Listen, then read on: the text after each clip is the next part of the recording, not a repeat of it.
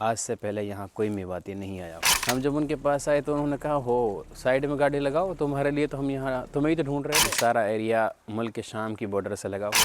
تو فرینڈس ہم فائنلی پہنچ گئے ہیں انبار۔ چلے تو بغداد سے اور یہاں تک کا جو سفر ہے اس میں چیکنگ بہت سخت۔ یہ جو صوبہ انبار ہے اس میں بھی جنگ بہت زبردست ہو رہی ہے۔ السلام علیکم فرینڈس، آج ہم جا رہے ہیں صوبہ انبار۔ یہ رمادی کا ایک صوبہ ہے اور بغداد سے تقریباً 100 یا 120 کلومیٹر کے فاصلے پر ہے۔ وہاں پرانی ابتدا اسلام کی بہت ساری مسجدیں اور قلعے موجود ہیں، لیکن شاید کہا جاتا ہے کہ وہ سب چیزیں جو پرانی چیزیں وہاں تھیں وہ اب محفوظ نہیں ہیں، وہ ساری منہدم ہو گئی ہیں۔ وہاں جانا کافی مشکل ہے۔ وہاں جائیں کافی مشکل کیوں ہے اس کو سمجھنے کے لیے تھوڑا سا بیک گراؤنڈ سمجھیں۔ آپ نے ISI کا نام سنا ہوگا، تو وہ وہاں اس نے بہت تباہی مچائی تھی۔ ان کا جو لباس تھا، ان کے چہروں پر داڑھیاں تھیں اور ان کے جسم پر پٹھانی کرتا تھا، تو اس کرتے کے ساتھ ان صوبوں میں داخل ہونا یا وہاں جا کے پرانے قدیمی مقامات کی زیارت کرنا یہ ناممکن ہے۔ تو اس لیے ہم پہلے تو مارکیٹ چلتے ہیں، وہاں سے ایک جبہ خریدتے ہیں اور پھر صوبہ انبار میں داخل ہوتے ہیں۔ ابھی ہم بغداد میں موجود ہیں، تو کچھ ہی دیر میں ہم اپنا سفر شروع کریں گے، صوبہ انبار کی طرف روانہ ہوں گے۔ وہاں ایک دن کا قیام ہوگا، اگلے دن پھر وہاں سے واپس لوٹ آئیں گے۔ وہاں پرخطر حالات ہیں، وہاں امن نہیں ہے۔ جہاں بغداد میں امن ہے، یہاں کوئی زیادہ دقت نہیں ہے، پریشانی نہیں ہے۔ وہاں لوگ جاتے بھی نہیں ہیں، جو ایشیا کے اور دوسرے لوگ زیارت کے لیے آتے ہیں وہ انبار نہیں جاتے ہیں۔ ان سارے صوبوں سے ان کا کوئی لینا دینا نہیں ہے۔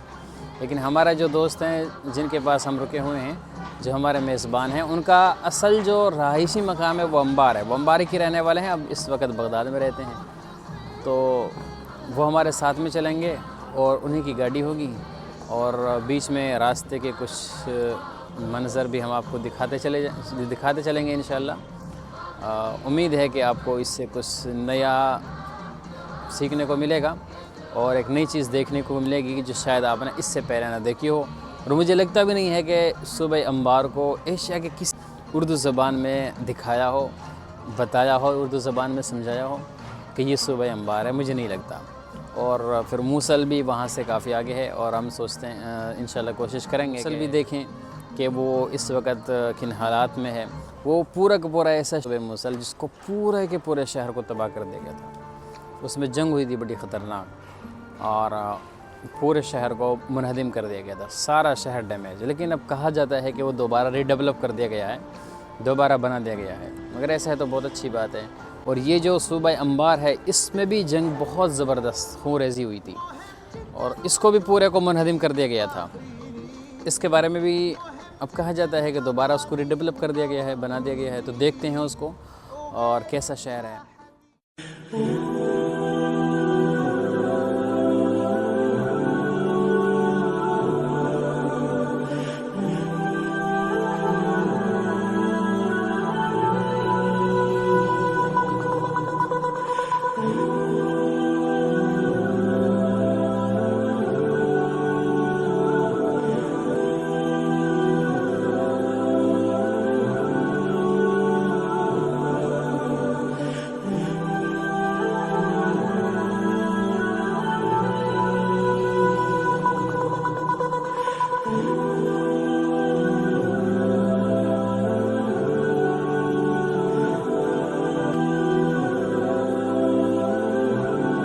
ہم پہنچ گئے ہیں انبار کے قریب۔ یہ ایک ہوٹل ہے، یا آپ اس کو اس طرح سمجھیں کہ چائے کا ایک کیفے ہے، اور یہاں ہم تھوڑی دیر کے لیے رک گئے ہیں کیونکہ چائے یہ بہت زیادہ پیتے ہیں، تو ان کو بنا چائے 10-20 منٹ بس رک سکتے ہیں، اس سے زیادہ نہیں، پھر ان کو چائے کی ضرورت محسوس ہوتی ہے۔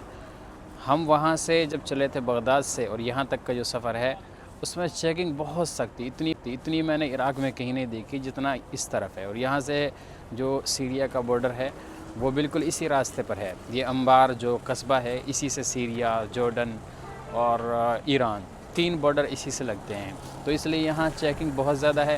اور یہ آپ دیکھ سکتے ہیں، یہ یہاں کے کیفے ہیں، چائے کی ہوٹلیں ہیں، اور ادھر یہ فوجی گاڑیاں بہت ساری کھڑی ہوئی ہیں، اور بالکل ایک دم تعینات ہیں، 1 منٹ کی دیری نہیں ہے۔ ایسا نہیں ہے کہ کچھ ان کو تیاری کرنی پڑے گی، بس ایک اشارہ اور ان کا کام چالو۔ یہاں پہنچتے پہنچتے ہم کو عشاء کی اذان ہو گئی ہے۔ بیچ میں ایک چیک پوسٹ تھی، وہاں ہمارا کافی ٹائم ویسٹ ہو گیا تھا کہ وہاں بہت زیادہ انہوں نے تفتیش کی، اور ان کے جو انٹیلیجنس کے آفیسرز تھے انہوں نے پوری جانکاری لی، اس کے بعد ہمیں آگے جانے دیا۔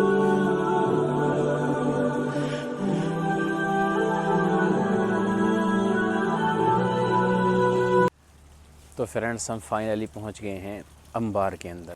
انبار یہ ایک صوبہ ہے، اس میں بہت سارے شہر ہیں۔ جس شہر کے اندر ہم رکے ہوئے ہیں یہ تقریباً بغداد سے 300 کلومیٹر کے فاصلے پر ہے۔ بغداد سے اس کی سرحدیں 120 کلومیٹر کے فاصلے پر شروع ہو جاتی ہیں۔ یہاں تک پہنچنا بہت مشکل ہے۔ ہم جب بغداد سے نکلے تو پہلی جو بارڈر آئی تھی، وہاں پر جب ہمیں چیک پوسٹ پہ روکا گیا تو انہوں نے پتہ پوچھا، تو انہوں نے جو ہمارے ساتھ میں تھے اپنا پورا ایڈریس بتایا کہ ہمیں یہاں جانا ہے۔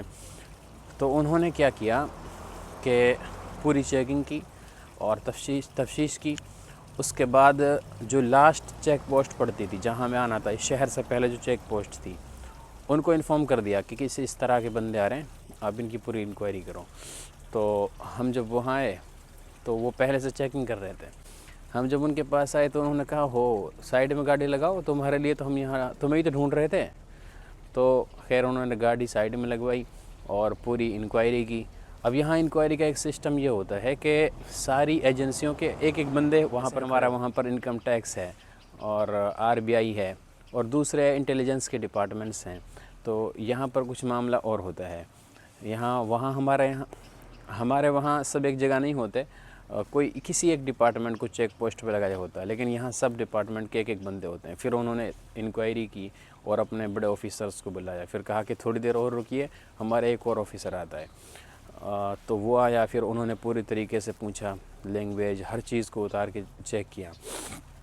پھر ایک اور رہ گیا کہ ابھی ایک تفتیش اور کرے گا، پھر اس سے انہوں نے فون پہ بات کر لی۔ جو ہمارے ساتھ تھا اس کا پورا پریوار یہیں رہتا ہے، تو انہوں نے اس سے فون پہ بات کی، تو انہوں نے مان لیا کہ ٹھیک ہے آپ جائیے۔ لیکن بات یہاں ختم نہیں ہوئی۔ جب ہم یہاں پہنچے تو رات میں جب ان سے بات کر رہے تھے تو پھر ان کے پاس فون آیا، جو یہاں کے انٹیلیجنس آفیسرز ہیں، پھر انہوں نے ان کے پاس فون کیا، کیا یہ بندے آپ کے پاس پہنچے ہیں؟ تو وہ ایسا کیوں کر رہے تھے کہ پہلی پوسٹ والے جو سب سے لاسٹ میں ہمارے اس شہر سے پہلے پوسٹ پڑتی تھی، انہوں نے اس کو اس لیے بتایا تھا کہ یہ بندے وہاں پہنچتے ہیں یا نہیں پہنچتے ہیں۔ اگر پہنچتے ہیں تو اس کا مطلب یہ وہیں جا رہے ہیں، اگر نہیں پہنچتے تو پھر ان کی ٹریسنگ شروع کرتے ہیں۔ خیر ہم یہاں پہنچ گئے تو پھر انہوں نے اس کو سمجھایا کہ ان کو سیفلی آپ کی ذمہ داری ہے کہ واپس آپ لے کر جائیں۔ یہ سارا ایریا ملک شام کی بارڈر سے لگا ہوا ہے۔ یہاں کے لوگ بہت اچھے ہیں، اور ہمارے آنے سے پہلے انہوں نے کھانا وانا تیار کر رکھا تھا، اور پھر کافی دیر تک ان سے کافی باتیں ہوئی، اور بہت خوش مزاج لوگ۔ اب کچھ دیر میں یہاں سے ہم شہر کی کچھ جو تاریخی مقام ہیں ان کی طرف چلتے ہیں، اور وہاں سے تھوڑا تھوڑا کر کے پھر آپ کو دکھانے کی کوشش کرتے ہیں۔ یہاں اتنی چیکنگ اس لیے ہوتی ہے کہ آپ کو یاد ہوگا 2014 میں داعش نے عراق کے کچھ شہروں پر قبضہ کر لیا تھا۔ ان میں سے ایک شہر موصل تھا، اور شام سے لگے ہوئے کچھ دوسرے شہر تھے۔ تو اس شہر کا نام حدیثہ ہے۔ یہاں پر دریائے فرات ہے، اور فرات پر بہت بڑا ڈیم بنا ہوا ہے۔ تو داعش نے اس شہر پر بہت حملے کیے تھے 2 سالوں تک، لیکن یہ پورا شہر ڈیمیج نہیں ہوا تھا، آدھا شہر تقریباً ان کے حملوں سے ڈیمیج ہو گیا تھا۔ اور انہوں نے حملہ اس لیے کیا کہ وہ دریائے فرات کے ڈیم پر قبضہ کرنا چاہتے تھے، لیکن وہ اپنی اس کوشش میں ناکام رہے۔ تو داعش کے حملے کا شکار ہو چکا ہے یہ ڈیم، اور کئی شہروں پر داعش کے 2 سال تک قبضے رہے۔ جو عراقی فوج تھی وہ ان سے جنگ ہار گئی تھی اور پیچھے ہٹ گئی تھی۔ بعد میں ایئر فورس نے، یعنی امریکہ نے ان کی مدد کی، اور امریکہ کی مدد سے عراقی فوج نے دوبارہ داعش پر پلٹوار کیا، اور 2016 کے اندر داعش کا مکمل یہاں سے خاتمہ کر دیا گیا۔ وہ مضبوط اس لیے ہو گئی تھی کہ ملک شام میں کسی کی حکومت نہیں تھی، وہ دمشق میں بشر بیٹھا ہوا تھا، اس کے ارد گرد میں خانہ جنگی تیزی سے چل رہی تھی، تو ان کو سپلائی مل گئی تھی شام سے، اور شام کی بارڈر سے جو شہر لگتے تھے عراق کے، ان پر انہوں نے حملے کیے اور ان پر قبضہ کر لیا۔ تو آج بھی یہاں پر جب چیکنگ ہوتی ہے چیک پوسٹوں پر، تو فلی لوڈڈ گنیں ہوتی ہیں، اور ٹینک ایک دم لوڈڈ کھڑے ہوتے ہیں، یعنی ایک اشارہ اور کام چالو، بالکل ایک دم تیار ہوتے ہیں۔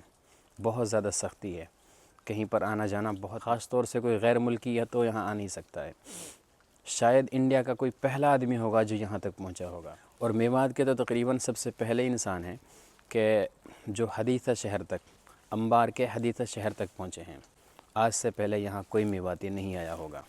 آج سے پہلے اس شہر میں شاید کوئی انڈین بھی نہیں آیا ہوگا.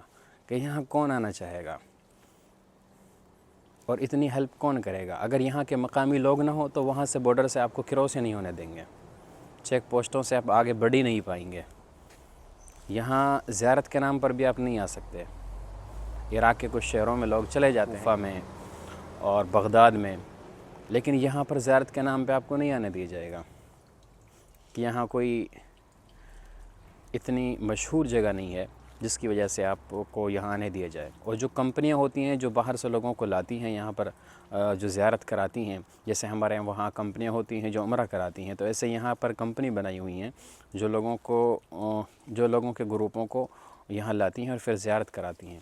وہ بھی یہاں نہیں آتی ہیں، ان کا بھی اس صوبے سے کوئی لینا دینا نہیں ہے. لیکن یہاں انبار میں تیل کی ریفائنری بہت موجود ہیں. تیل عراق میں زیادہ تر نکلتا ہے بصرہ سے، پھر اس کو لایا جاتا ہے انبار کے اندر. پھر انبار میں ریفائنری اس کو کر یعنی کہ پیٹرول ڈیزل سب کو الگ کر کے پھر یہاں سے اس کو سپلائی کیا جاتا ہے. اسی لیے داعش یہاں پر حملہ کر رہا تھا کہ اگر ہم انبار کو کنٹرول کر لیتے ہیں تو ہمیں مالی مدد میں بہت تعاون ملے گا. اور عراق کے ایک طرح سے یہ سمجھیے اگر وہ کامیاب ہو بھی جاتے تو عراق کے گردن پر انہوں کو پام رکھ دینا تھا. لیکن وہ ناکام ہوئے یہاں سے اور کامیاب نہیں ہو سکے. جو یہ میرے پیچھے آپ ایک وادی دیکھ رہے ہیں اور جس پل پہ ہم کھڑے ہیں یہ عثمانی دور کا بنایا ہوا پل ہے جو عثمانی امپائر کے دور میں بنایا گیا تھا. اور یہ پیچھے خوبصورت اور بہترین وادی ہے. اور یہ پل وہ نہیں جو آپ کو نظر آ رہا، یہ پل جس پہ ہم کھڑے ہیں یہ پل عثمانی امپائر کے دور کا بنا ہوا ہے، یعنی عثمانی عہد خلافت کا. اس سے پیچھے بہترین باغ ہے اور ایک پورا ایک تالاب بنا ہوا ہے، بہت خوبصورت ہے. اور یہاں ایک خاص بات یہ ہے کہ ان نہروں میں پانی دیکھیں گے نا بالکل صاف و شفاف، ایک دم موتی کی طرح چمکتا ہوا، گند بالکل نہیں ہے. یہ جو گندا پانی ہے گٹروں کا پتہ نہیں اس کو کہاں ڈالتے ہیں، یہ تو بالکل صاف و شفاف ہے. دریائے فرات کا پانی بھی بالکل موتی کی طرح چمکتا ہوا ہوتا ہے. اور اس سے پیچھے آپ شہر کے اس طرف دیکھیں گے تو وہاں بہت بڑا ایک ڈیم ہے جو دریائے فرات کے کنارے پر بنائے ہوا ہے. انشاءاللہ وہاں بھی ہم چلنے کی کوشش کرتے ہیں.